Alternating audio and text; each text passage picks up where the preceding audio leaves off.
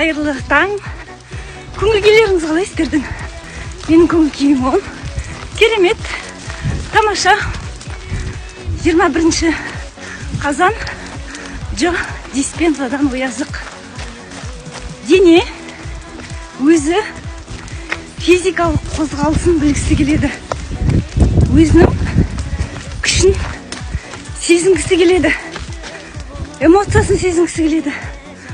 Ал бірақ сіз мына әлемден алынған, мына өмірден алынған ақыл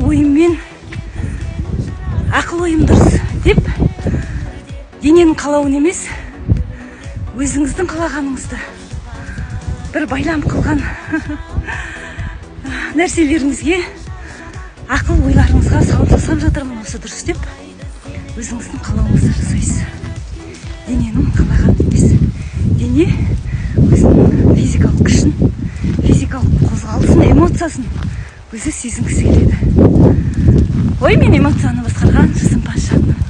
Бүгінгі күнімізге сәттілік тілеймін.